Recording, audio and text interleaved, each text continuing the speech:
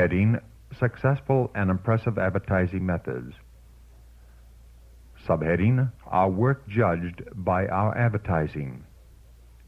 The character and importance of our work are judged by the efforts made to bring it before the public. When these efforts are so limited, the impression is given that the message we present is not worthy of notice. Historical Sketches, page 200, 1886. Subheading: Judicious Advertising. There is a necessity, it is true, for expending money judiciously in advertising the meetings and in carrying forward the work solidly. Yet the strength of every worker will be found to lie not in these outward agencies, but in trustful dependence upon God, in earnest prayer to Him for help in obedience to His Word. Testimonies, Volume 9, page 110, 1909. Subheading: Devising Methods to Reach the People. Workers with clear minds are needed to devise methods for reaching the people. Something must be done to break down the prejudice existing in the world against the truth. Letter 152, 1901. Subheading: Articles in Secular Papers. Men will misrepresent the doctrines we believe and teach as Bible truth, and it is necessary that wise plans should be laid to secure the privilege of inserting articles into the secular papers, for this will be a means of awakening souls to see the truth. God will raise up men who will be qualified to sow beside all waters. God has given great light upon important truths, and it must come to the world. Letter 1, 1875. Subheading: Unique Advertising for Business People. With intense interest, God is looking on this world. He has noted the capacity of human beings for service. Looking down the ages, He has counted His workers, both men and women, and has prepared the way before them, saying, I will send my messengers to them, and they shall see great light shining amid the darkness. One to the service of Christ, they will use their talents to the glory of my name. They will go forth to work for me with zeal and devotion. Through their efforts, the truth will speak to thousands in a most forcible manner, and men spiritually blind will receive sight and will see my salvation. Truth will be made so prominent that he who runs may read. Means will be devised to reach hearts. Some of the methods used in this work will be different from the methods used in the work in the past, but let no one, because of this, block the way by criticism. Review and Herald, September 30, 1902. Subheading: Utilizing the Press.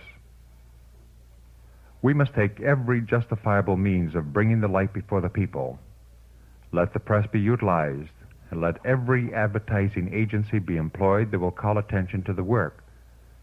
This should not be regarded as non-essential.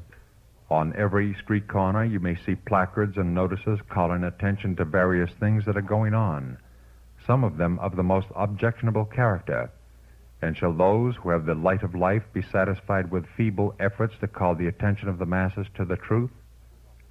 Those who become interested have to meet sophistry and misrepresentation from popular ministers, and they know not how to answer these things. The truth presented by the living preacher should be published in as compact a form as possible and circulated widely. As far as practicable, let the important discourses given at our camp meetings be published in the newspapers. Thus the truth, which was placed before a limited number, may find access to many minds. And where the truth has been misrepresented, the people will have an opportunity of knowing just what the minister said. Put your light on a candlestick, that it may give light to all who are in the house.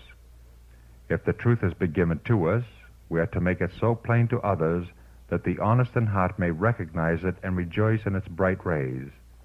Testimonies, Volume 6, pages 36, 37, 1900. Subheading: Avoiding Excitement and Alarm. I was not favorably impressed with the startling notices of your meetings. They savor of fanaticism. Do not issue notices so worded as to create an alarm.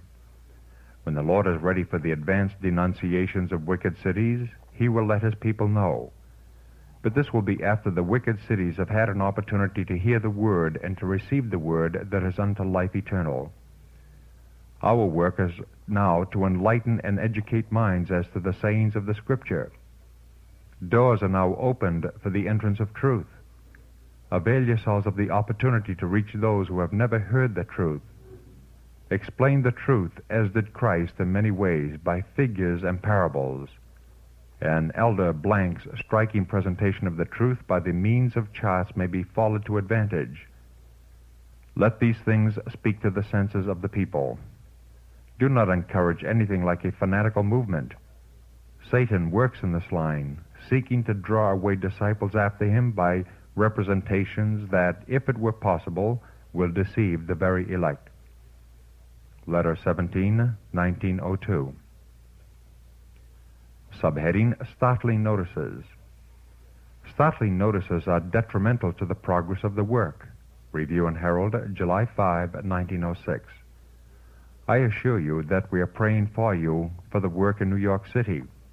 But please do withdraw those startling notices of your meetings. If a fanatical wave should strike New York now, Satan would work upon human minds, setting in operation a work that none of you are prepared to handle. It is not excitement that we need at this time, but calm, steady, devoted effort for the education of the people. Letter 17, 1902.